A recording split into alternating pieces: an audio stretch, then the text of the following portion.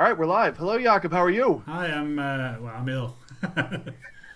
Yeah, no reason to cut around the No, to I think we have a bug here. To yeah. be honest, Um, I don't know because access to testing here is not a lot. We have had dry cough, shortness of breath, a bit of fever, headaches. I've been cutting down my work hours to about 14. It's been dreadful. wow. So we were talking about this just before. I was mentioning that it must be tricky to be coherent when you're not feeling well and trying to talk about chess and stream at the same time because I tried to do this last night for our local state association and I came off like a blithering idiot. So Well, um, don't involve streaming into that. yeah, Uh, that's true. but but but about the coherent part, let's see how it goes. We'll Excellent. judge afterwards.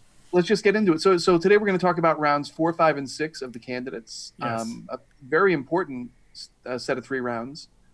And I guess the first game we're going to talk about is this game here between Fabiano Caruana and Jan Nepomniachtchi from round 4.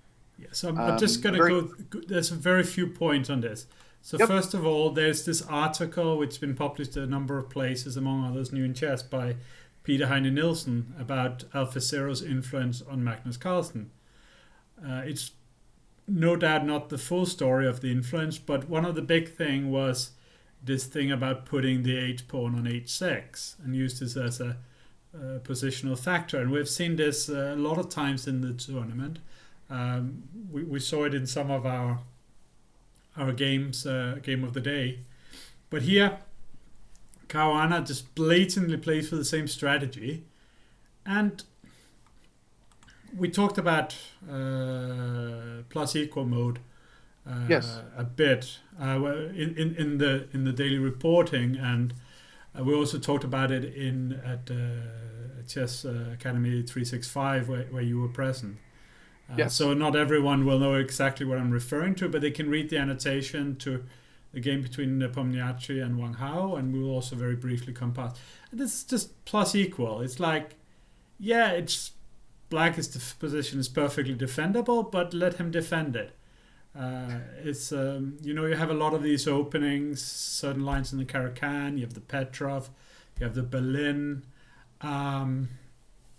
where many times you get positions where white is just a little bit better. With accurate play, black will definitely draw, but he also has to play accurately, and that's where tournament chess and correspondence chess is a bit different, because in correspondence chess they're not very happy with these plus equal positions because it's in correspondence it's a draw. But as we've seen here in this tournament, it's definitely not always a draw. So anyway, here Caruana, he had a big chance. Here Queen D1 was not an obvious move at all. The idea is that you want to avoid the exchange of queens, and you play G3 and Bishop F4 and try to push the pawn.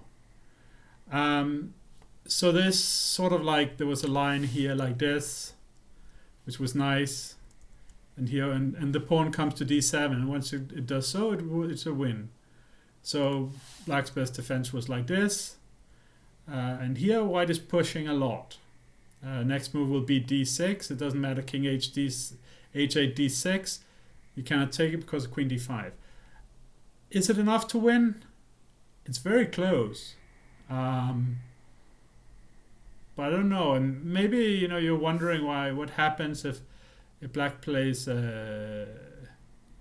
G5, for example. I'm sitting here and I don't have an answer right now. But there's a number of things black can be worried about. It's one for people to check. I know the engine said that white was doing well here. I didn't focus much on this game.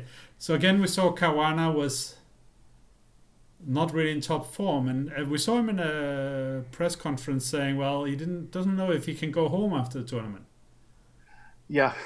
I'm like, I asked in my capacity as a reporter for US Chess News, or whatever we're called, Chess Live Online, is that correct? Just like online. Yep.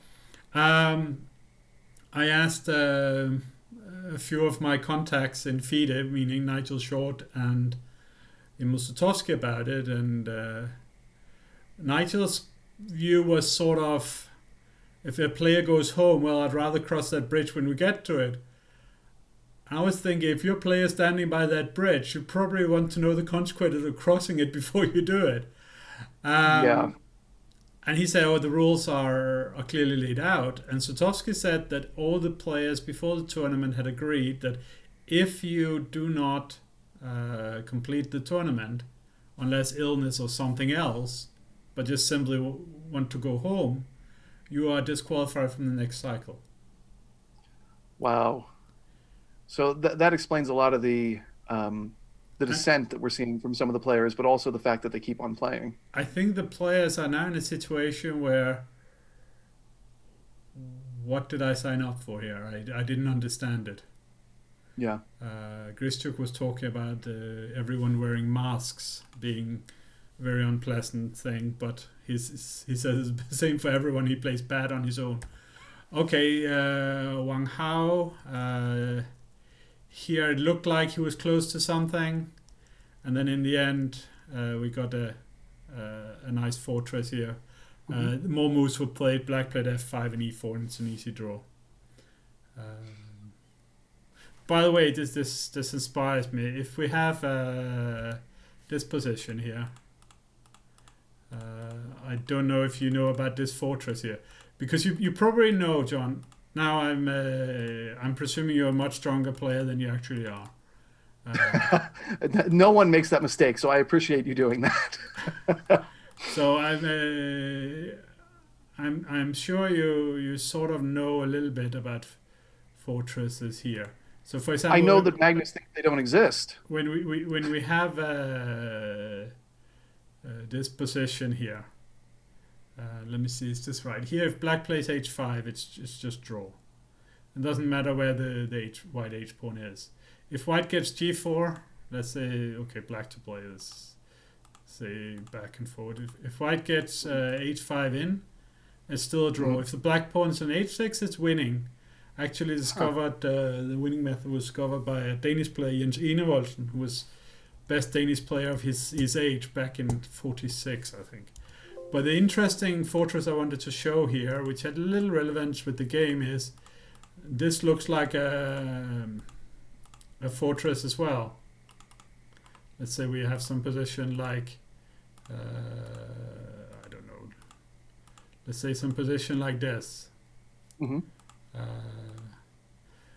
here it looks like black is holding a fortress as well, because the same problem persists. You can never get the white king to f6 or f7.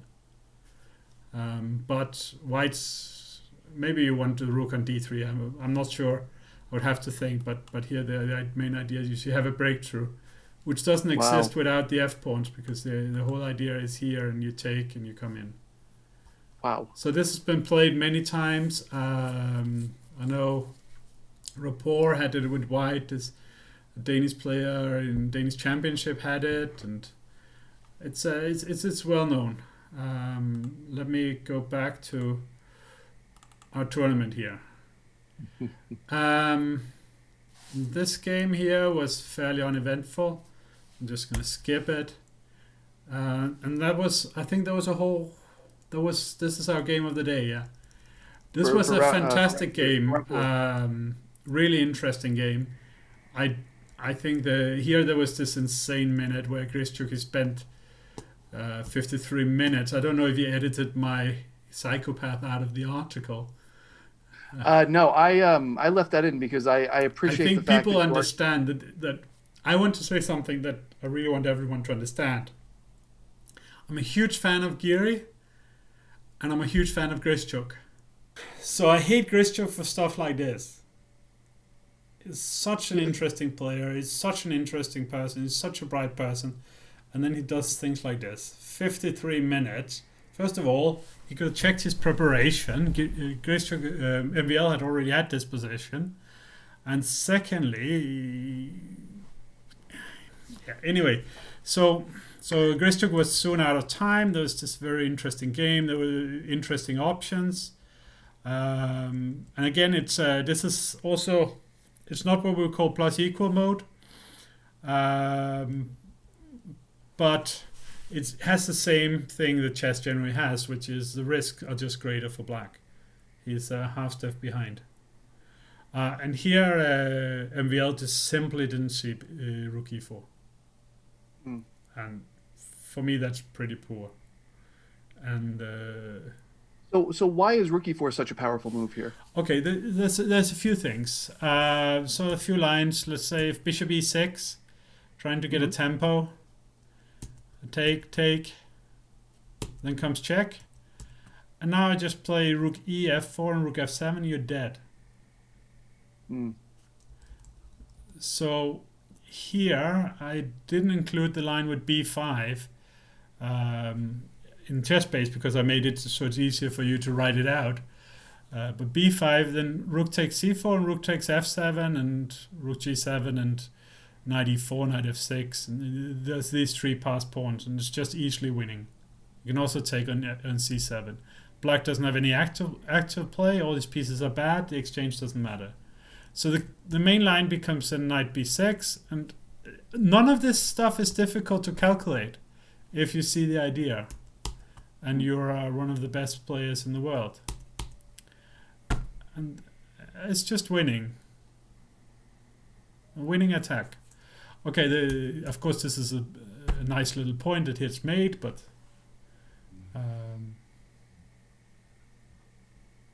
that is pretty. well, actually, this variation deserves to be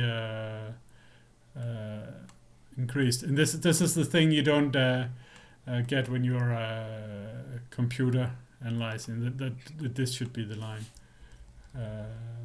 But Wow. but that's nonsense. Actually, this should be the line. that's much easier. It's But I think beauty is something we need a lot of these days. So I'm happy to show the pretty line as opposed to the practical one. yeah, I'm not sure how correct the practical one was. But anyway, this was game of the day. And I do have to say, for those who are watching this video and want to go through these notes, they're all available at uschess.org.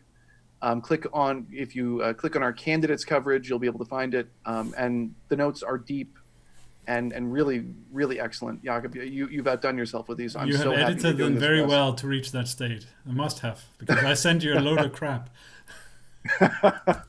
Okay, so now I said, I have this lecture I've given a number of times. Sagar Shah from Chessbase India already told Giri of its existence, so it's out of the bag. And the lecture is called "What is Wrong with Anis Giri?" And reality is not much. He has fantastic opening preparation. He has a brilliant psyche. He's such an asset for our sport. He fights when he's worse. He fights like a tigress defending her cubs. His technique is sublime. His positional understanding is beautiful. His way of harmonizing the piece is just exceptional. So the reality is not much. Just that he can't calculate at all. Like, he's probably as bad as I am. And I'm retired. So anyway, you can see I have some analysis here, but this is not the real point of the game. Okay, so they had this line, slightly better for white. There comes this novelty I don't really understand. Here, for those who are using Stockfish will say this is equal. Here there was a very nice moment, which was a3, with the idea that if b5 we have knight a2, and there's no b4 break, and we can put a piece on b4, and white can play on the king side. And it's interesting. Here, Giri could have sacrificed his pawn, and I have some analysis, and it's a little bit too much. What's important is we get to some position where around here he had to find something, and he just played so awful that we are going straight to the next game. I just don't want to look at it. I'm angry. I'm a fan, and this is what I get to. It's like being a fan of the Scottish soccer team, No. You don't know the pain. See, I 2006, Scotland has to make a draw in the last game to qualify for the World Cup or Euros. it will be for the was it 2008 then 2007. I'm not sure. Anyway, we have to qualify.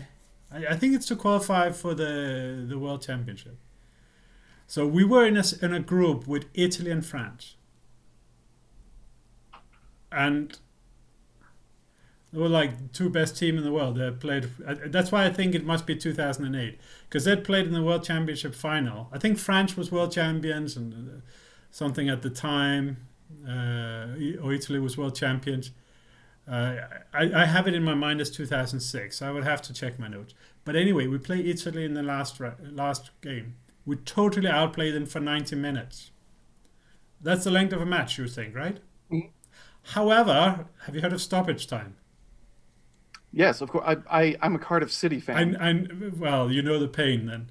I know the pain. So stoppage time essentially adds a few minutes to the game. So, but the game then lasted 90 something minutes in total. So in the first half, they're not ready in the start, and within like 2 minutes, it's 1-0 for Italy. Totally crush Italy for the next 90 minutes. Score is 1-1 going into stoppage time. Idiots stop playing, loses 2-1 and then out. Ugh.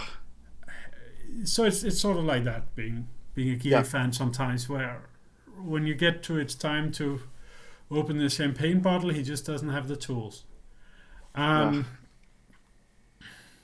Okay, so that was a fairly uninteresting game here between Grischuk and Dinglieren in the fifth round. But anyway, Kawana escaped there. We had Alexenko saw a novelty of a graph. Okay, it could maybe for the uninvited look like great excitement, but it was all computer checked and was basically not interested. So that ended in a predictable draw. And then we had this great game, Nepomniachtchi Wang Hao, which I think for those who want to understand positional chess better, I think this game explains a number of things. So we had this variation, which a lot of the Chinese players play and others have started playing, which is, again, this plus equal mode. White's a little better, black just plays solidly, and we're playing for two results. So there was number of interesting moments. Like here, knight e3 was stronger than knight g3 because here black's okay, but here he's not okay because we have knight g4. So this was a little positional problem, strategic problem that will probably be in one of my books one day.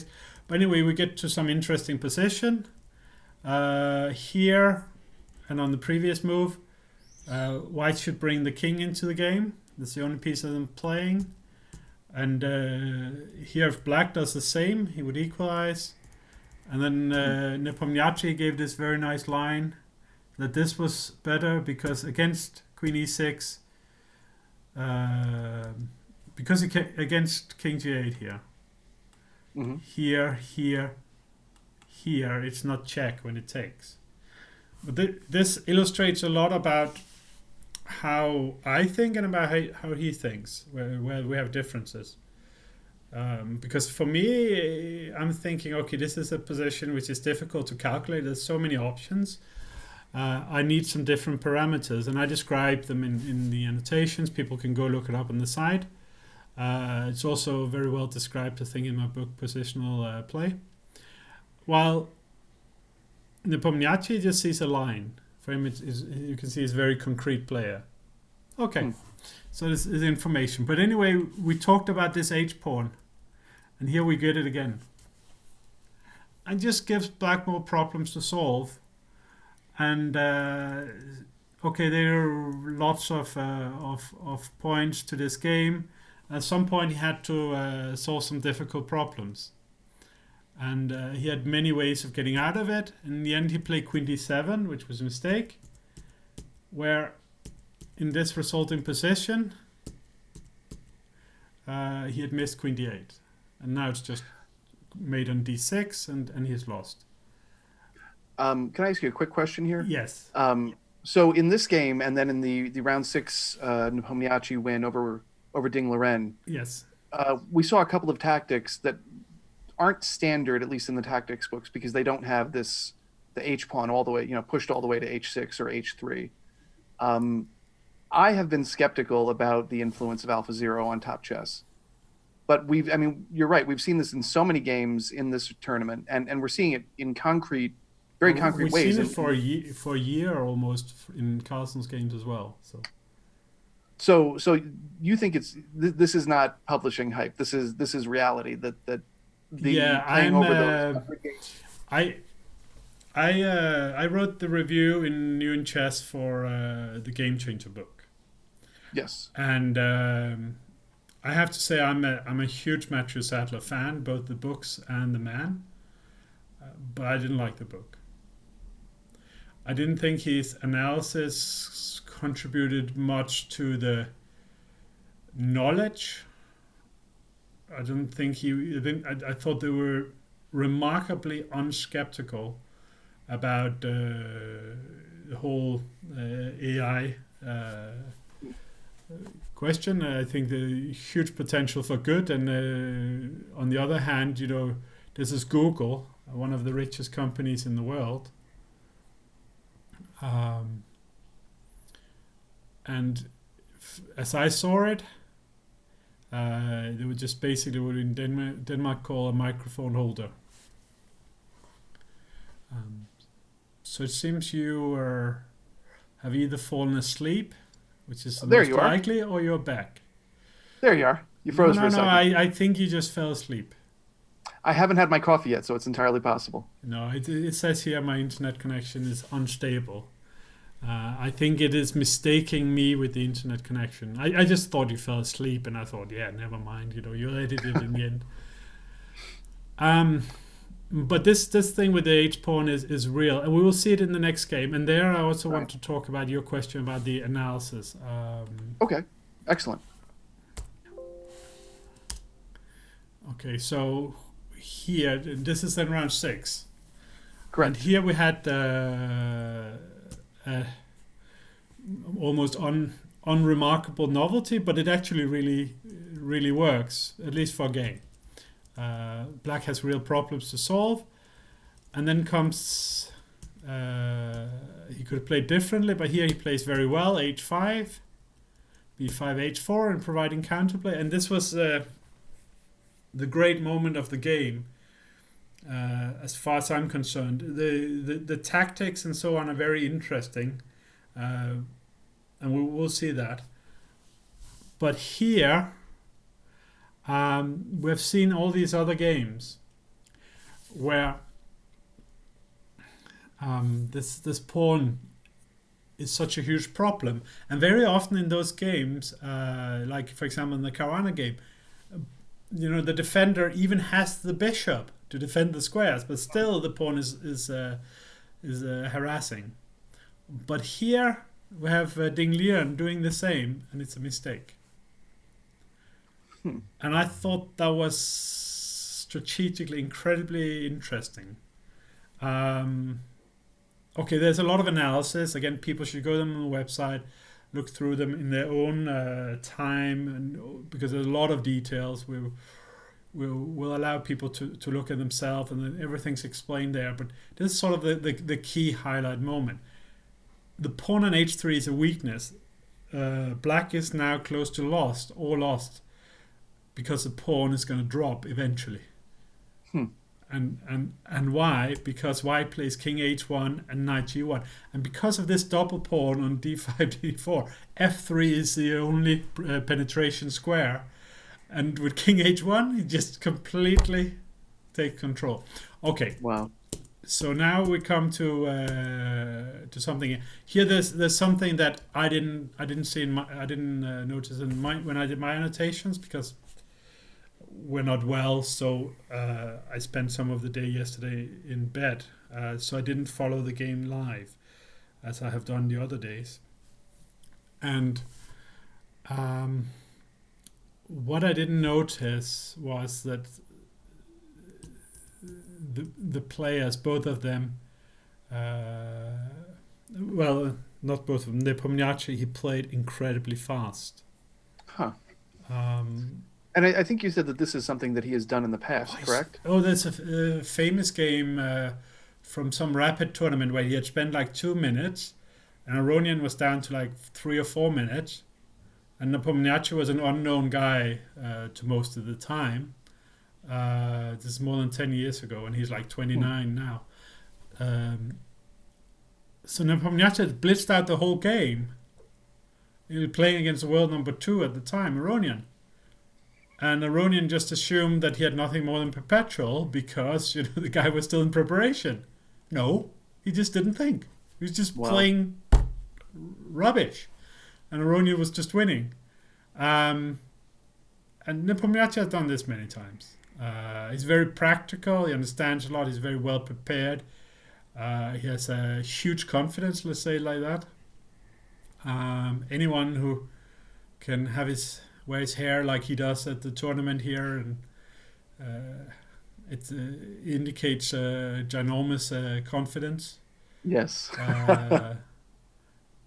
As well as huge lack of style. But that is maybe for others to debate and not us. That's probably a comment section on the side below this video. I shall not be there. Smart man. But he just played very fast. And when you play very fast, it's what we in Denmark called Bent Larsen's energy-saving style. Fast and superficial. When you play like that, you don't see things. And then, of course, we get to a situation here, rook a5, queen c6. And here it should be said that f3 was still a huge advantage and will win after some technical thing. But here we get the moment you're talking about. And we also had the moment in the Wang Hao game.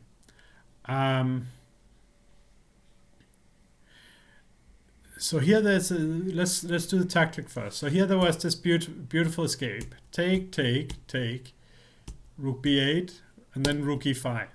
Threatening mate. Now why this is such an unbelievable moves for people, I'm not sure about. What is difficult to see here is that the threat of rook e1 is very real, and white can't do any damage. You have to keep the queen in the diagonal, otherwise queen c8 would win. But then that's queen f3. But if you play queen a8, you're not threatening anything. Rook e1 comes, and you have to probably resign. So you have to in some way give this check, and then check on c8 and so on. And Nepomniachtchi said, "Oh, if you see this kind of thing, you should be disqualified." I'm going through these games where people play all these amazing things again and again.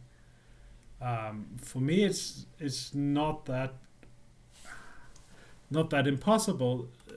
But what is this is where the Aronian story really comes in. What is interesting for this is, what are people trying to do in the position? Like, I was sitting today and solving some studies and some positions, and some of them were really like beyond me. And afterwards, when we finish with this, I can show you one, and it will be beyond me too, don't worry. Yeah, well, it was just really nice. So anyway, I spent maybe like 45 minutes solving this one position, but I'm an amateur. I don't do this normally. So if you're thinking like world number 3, could he find this? Well, yes, he could. So first of all, the first question is, would he be looking for it? If he doesn't look for it, he can't find it. I was going to say I know that's one of the things that you talk a lot about in your teaching is that, to be able to see these things, you have to be looking for them. Yeah, no. It's like the common reply to why didn't I see this is you didn't look for it. So here, I think Dinglieren in a +2 instead of a or +1 instead of a -1 scenario, without thinking about um, the situation of his country and his family and all these kind of things. I think he has a real chance. We've seen him play some amazing stuff the last year.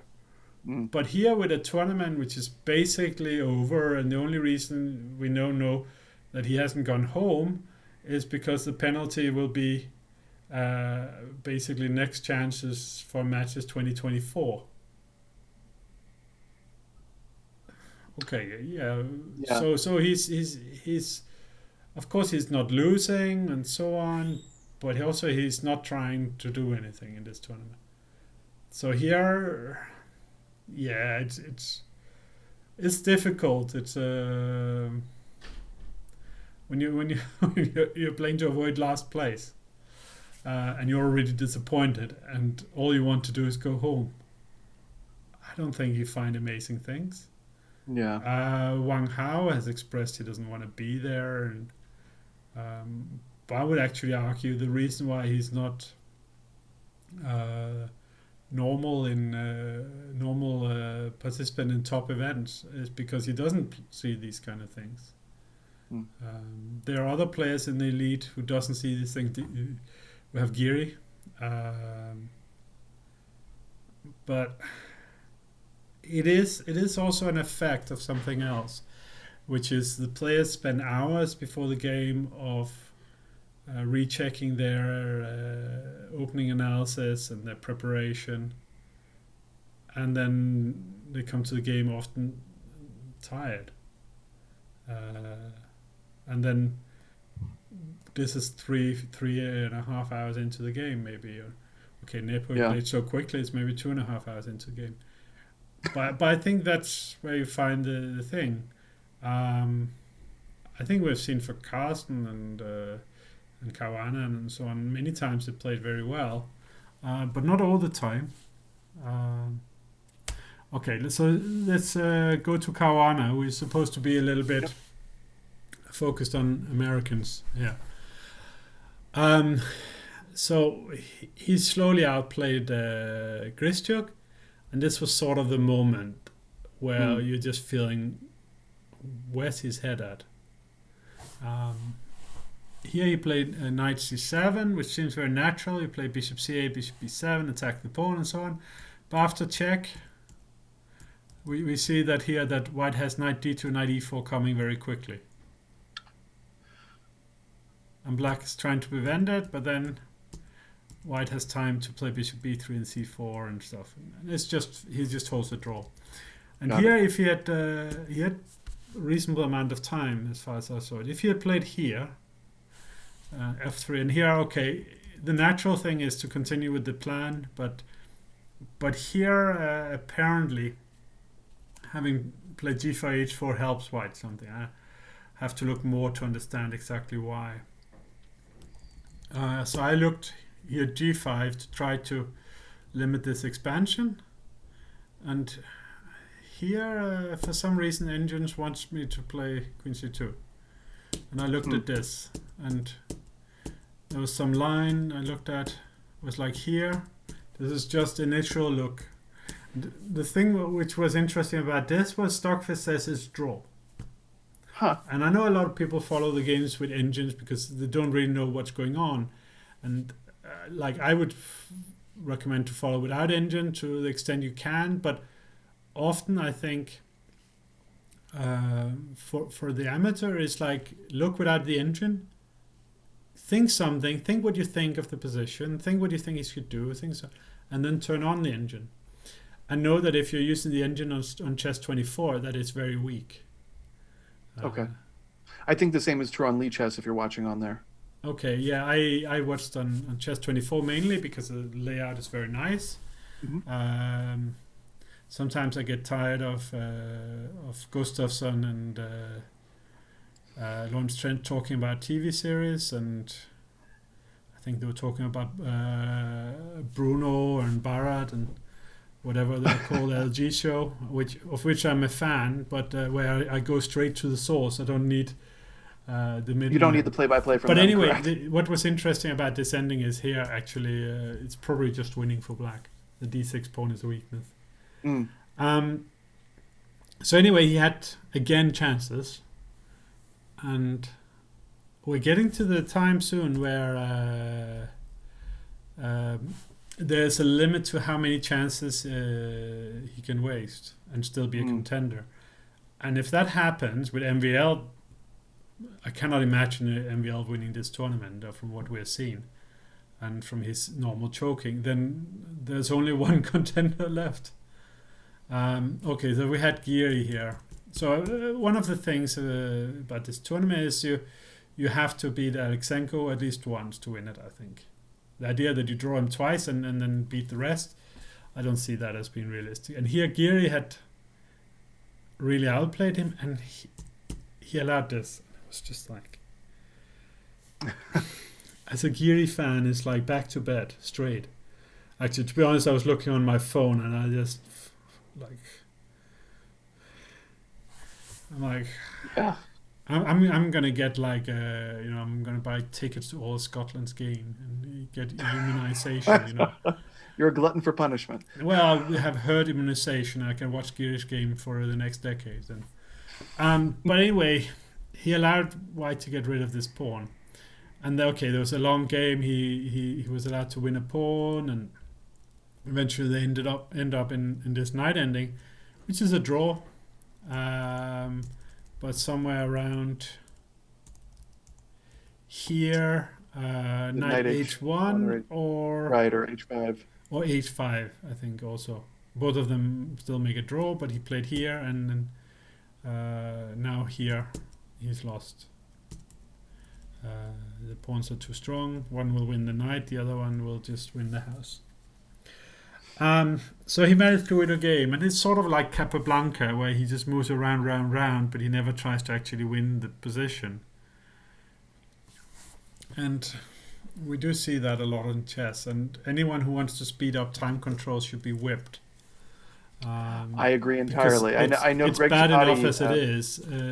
If you want to watch people bang on a clock hard, that's fine, but why do you have to involve chess in it? I agree 100%. This is an ongoing debate here at US Chess with some of our members and some of our writers. So my view is, by the way, I just want to express my view very, very simply, which is we have a World Blitz Championship, we have a World Rapid Championship. I am really happy about both, and if possible, I'm going to play next time. I'm going to go there, enjoy the whole thing, and so on. And I have not a bad word to say about it at all. Now, have you noticed that in the Blitz and the Rapid Championship, if there's a tie, they don't decide it by playing checkers or by playing a classical game of chess or by playing what's called Twister or something like that. However, people have over the last 15 years in chess decided that we have to play a different game to decide in the end. Yeah. Which is Blitz. And yes, it has comparisons with a penalty shootout in football, but where the comparison ends is in chess we don't have 100,000 spectators who are unhappy for two more games to be played. Right. In football, everyone has to go home. The police have to organize everything. The comparisons just don't match up. And what we saw this year, and I know this is like my own thing, and I'm just going to rant, and anyone who doesn't want to hear me rant, they can end it now. The Grand Prix was awful. We had so many quick draws. And then they play rapid in order to win the Classical World Championship. And then we had the World Cup also providing two spaces. There's 4 spaces already from playoffs, right? Then we have the challenger from the last match, lost, knocked out in a rapid. Hmm. That's the fifth one. Then we have a wild card. Correct. We have a guy qualified on rating. And then we have the winner of the Grand Swiss. The Grand Swiss he wins based on his opponent's performances. There was a share. It was a tie. It could have been someone else. The wild card is qualified by nationality. And then we have Geary, who qualified based on classical chess. As a Geary fan, I would like to argue that Geary he should be sent straight to the final. Okay, the way to solve the way to solve this. Now, not to, just to be negative. The way to solve this, it's a few things. First of all, have the tiebreak first. It's been debated ever since 2012. It's not my idea. So this is one idea. You have the tiebreak before the World Championship match, for example, and then when you go. People say, "Oh, the tiebreaks are so exciting." Well, now you get them guaranteed every time. No, you get it, and then as a bonus, the classical chess will be exciting because even though no challenger, well, actually one challenger, but there was Kramnik, and the fact that he was the challenger was a bit weird. No challenger has won a playoff for the World Championship. The only challenger when they have won, which is Carlsen. He won in the regular play, and Anand he won the title in tournament. But Gelfand lost the rapid, Kayakin lost the rapid, Kawana lost the rapid, and mainly there's a reason that the world champion is already world champion. His investment into the psychological game is not the same. Now, if they've had the playoff in advance, then one of the players know that that is never a tie, so they don't defer risk to later, just because they're risk averse, which they shouldn't. Maybe players shouldn't be, but we see they are. Let's relate to reality. So we've seen they are. So if you have the playoff in advance, you get this great start. Exciting start to the match, and then maybe let's take a free day, and then we start with classical chess, and there's something on the line in every game. Okay, it's just like when we had the world champion kept the title. The reason why the world champion doesn't keep the title anymore that's my preferred strategy. Why not just keep the draw odds? If we keep the draw odds, then I have an addition to that. Making an odd number of game and give the challenger an extra white. I'm perfectly okay with that. I think that would be a good compromise. I'm very relaxed about which way it is that we have a classical world championship again. And then we have the other question. What about the Grand Prix, which was a replica of the worst candidates tournament in living memory, which was Kazan 2011? Well, I loved it. My student won, but the tournament was objectively horrible. He had a real chance to win in many formats, but maybe not the format they have now, which I think is great. I need to look this up in my book here. I got okay, but I've seen this book. Yeah, I'm just looking at the cross table right now. So it was knockouts, correct? It was knockouts, and Boris Gelfand won. Yeah. Yes. Right. Correct. You're looking in the wrong book. You should look in dynamic decision making in chess. So, this was the one that was on my desk, but yes, that one is actually right back there. Okay, so they had this objectively horrible system when it had so many draws. Where a lot of it was decided in blitz, and there was like one game between Kramnik and Rajappa was something like pieces were knocked over, and the whole thing was just incredibly random. And then they replicate that for 4 tournaments with a point system that nobody understands. It's almost as bad as the Olympiad. You know, the Olympiad is a tournament where when it's over, you still don't know who has won. Yeah, the tie breaks but the Grand Prix as PhD. well. The players understood what they needed to do and so on, but the audience was lost. It's very easy to replace it. You replace it with 4 tournaments, where the winner of the tournament qualifies for the finals. Then you have finals with 4 players. You can either do it as a 6-round tournament, or you can do it as knockout. You can do these kind of things in different ways.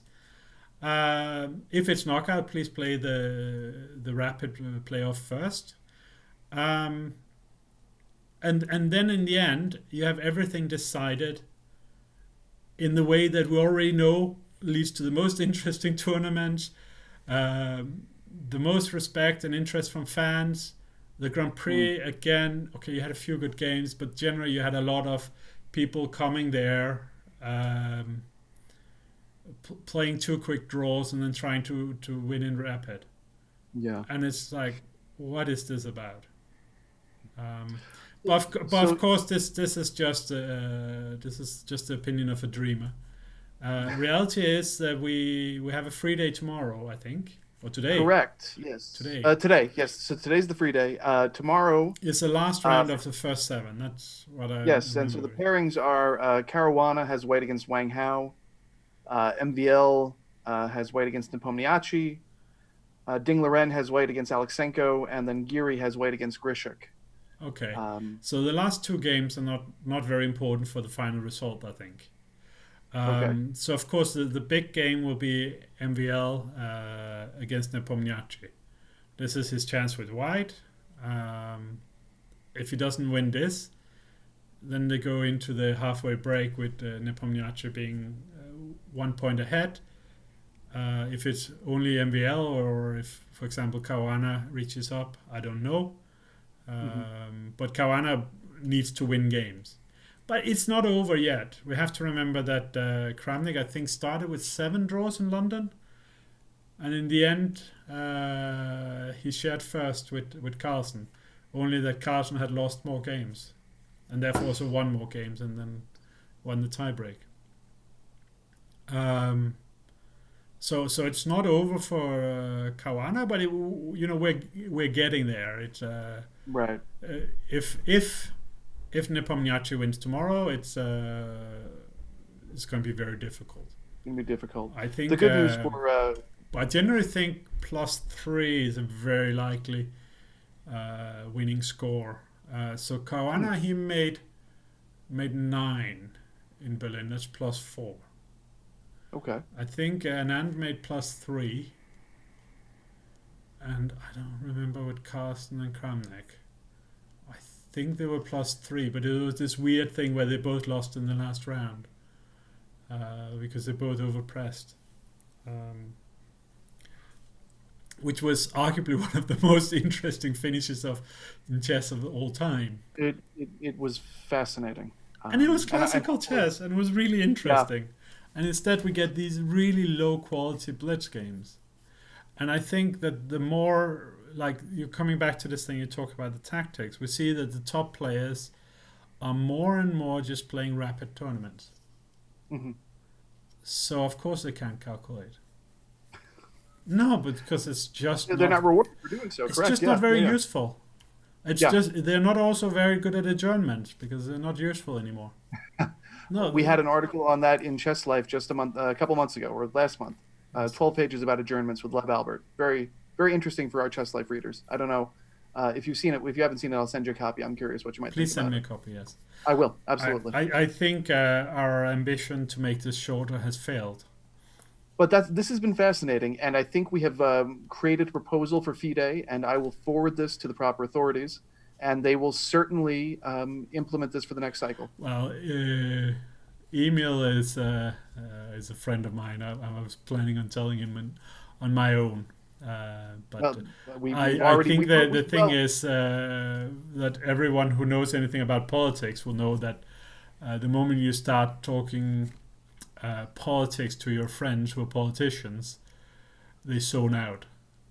Yes. They talk politics with people who have authority and influence. You're just a random punter in the street.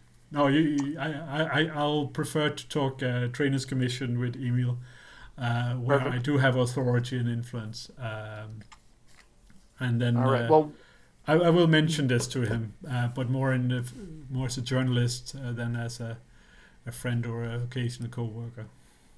so one thing before we go, I do want to mention, because I know that 365 Chess Academy, you are going to have Boris Gelfand In doing a lecture 56 for minutes, I think. Yes, very, very soon. So I will be logging off and drinking the rest of my cold coffee to get ready for this. But I do want to mention that tomorrow, that would be Wednesday the 25th, on uschess.org, we're going to be offering a sample of the homework club from 365. Yes. So what that do you want to talk a little bit about what the homework club is and what they can Okay, expect? so the homework club is every week I put up this 3-page with exercises, 16 in all, and then people they sit down and they do the exercises. They send them to me, and I sit on an iPad, iPad Pro, with a pencil kind of thing. Stylus, right? Well, it's called a crayon. It's a cheaper Oh, and better version okay. than the official stuff. I mark them, and my marking is not like this is the right solution. My marking is focus on this, focus on this. Your line fails to this, your line fails to this, so on. So it's feedback, specifically aimed at if people want to look at it again. We're going to probably change it the day from Monday to Tuesday that we have it, but the delivery day will continue to be Sunday, so that people actually get more time to look at their feedback. Because somehow, surprise, surprise, people send their stuff in at the last minute. Which is why I haven't sent you it yet. I've been doing most of the weeks, but Sundays are I'm doing most of my work on Sunday. Yeah, you should do them earlier then. they, I'm normally trying to they work my normally schedule. they So I they get are the seriously. moment the class finishes this week here because I'm not very well. I actually when I log off I'm going to try to see if I can finish it before Boris, but it most likely will be after.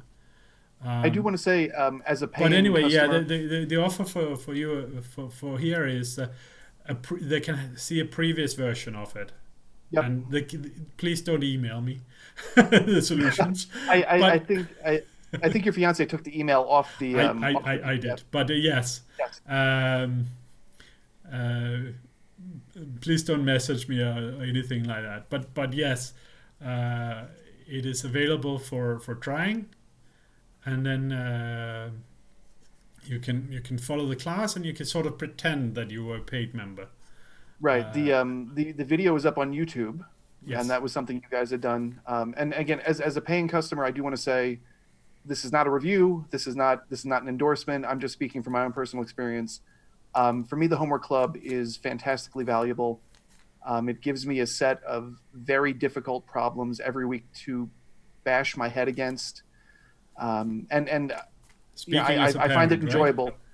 I'm sorry. Speaking as a parent.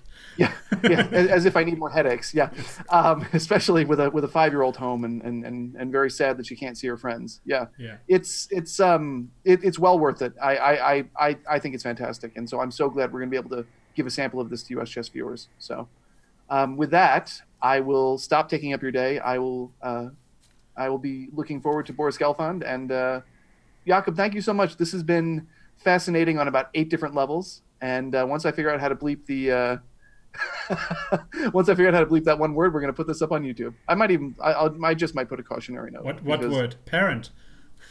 Parent, yes. About 9 minutes in, there was an F word, which is fine. It's just we were speaking as people do, and Oh. it happens. So no big deal. We'll take care of Oh, it. we in Danish TV you can say that. I'll send you a video about it. I suspect you can say it on the internet, but as we are a 501c3 nonprofit, it's we have to be careful. So, anyway, Okay. Jacob, thank you so much, and yeah, I'll see you shortly. Thank you. Thank you. Bye bye. Stop recording.